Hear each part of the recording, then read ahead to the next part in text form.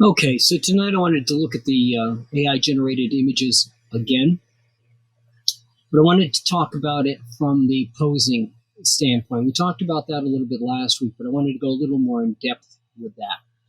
And an interesting thing to note in how Stable Diffusion does their posing. So here's the pose we're going to use. It's a very standard female bodybuilder's pose.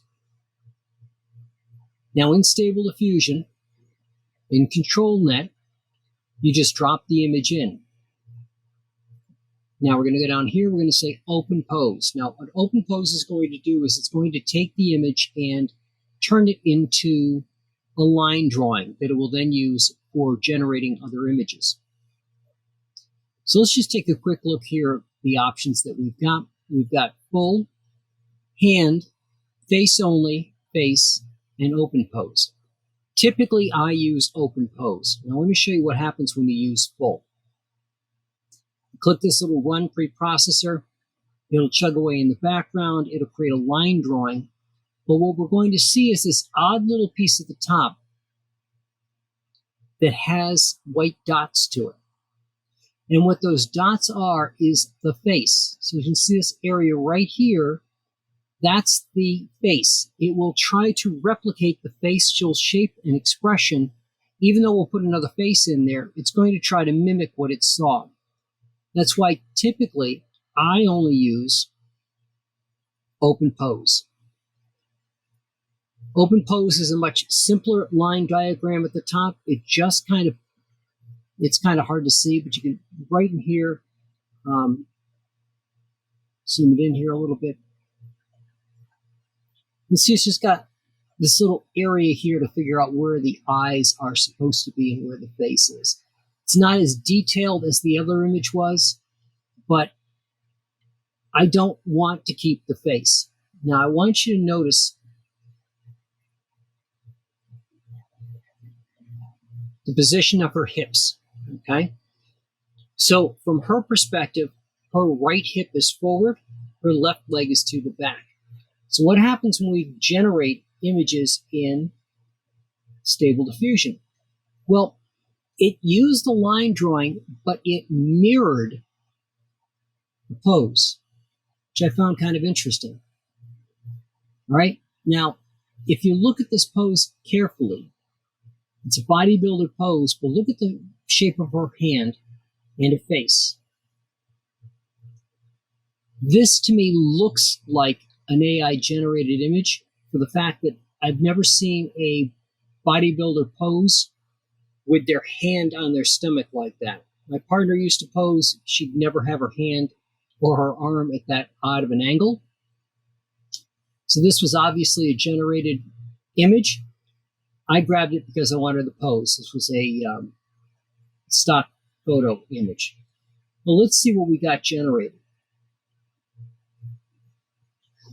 Now, in the description of what I said that I wanted a woman bodybuilder.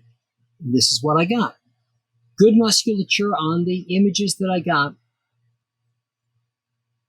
Okay, you notice that both feet are raised. Here, one foot's raised, the other's flat. But the pose is pretty much the same. Some minor variations. You will notice that her hand is not in an unnatural position in these. Right? It's on her hip.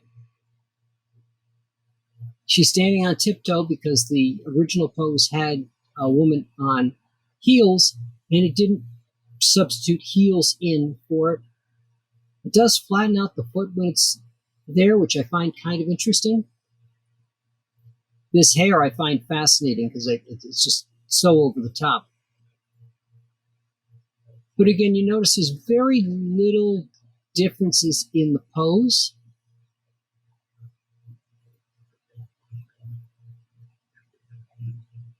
And I even told it to go strictly off the pose and not be creative.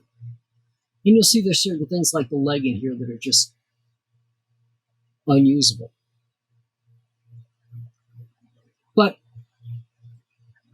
the reason I wanted to show you this is if we go back here to some earlier images that I had,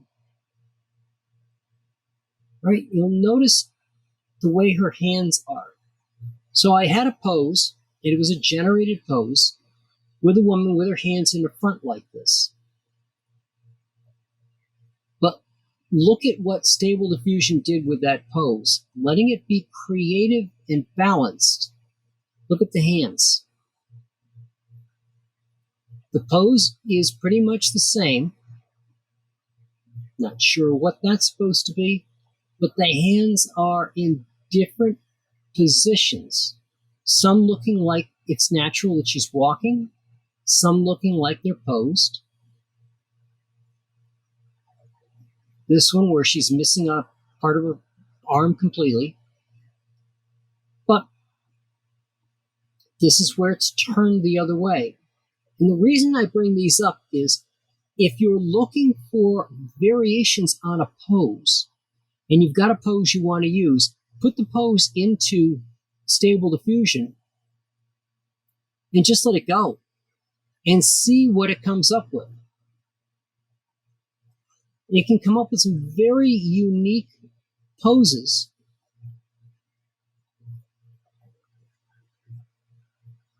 And hairstyles, for that matter. Now, these two, one thing I'm very good at doing is forgetting to reset my image size. So I'll end up with a 5x12 by 5x12, or I'll start out with something that I wanted to be 768 wide and forget to change it back, and then get these where the head's cut off. But I kept these because look at the hands.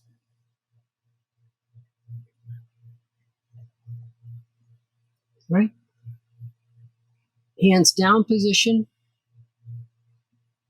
then the hands up, and for some reason have powder on them, which I thought was kind of interesting. But you can use Stable Diffusion to give you variations of a pose. And there are other settings that you can do in here. I don't typically play with the CFG scale much. I leave it around 7. You can go up to 15 and play with it and see what you get. And again, like you saw last week, if you've got something that you really like, you can grab that seed and put that number back in.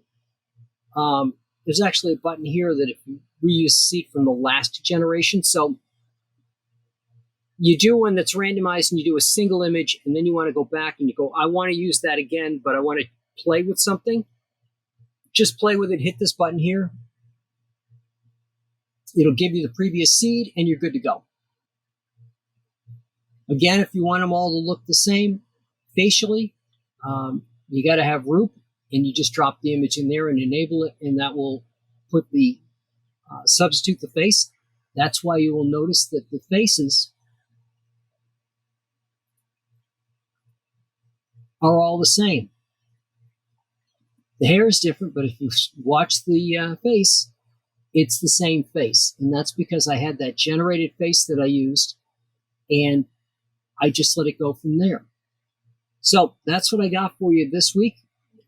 I hope you can use AI generation not only to help you create things that won't need a permission contract from one of your clients, but to expand your repertoire of poses. You've got a couple that you like, throw it through here and see some little different variations on it. See what you like, what you don't. Take the ones you do, stick them together, and you can make up your own posing book. And I will talk to you guys next week.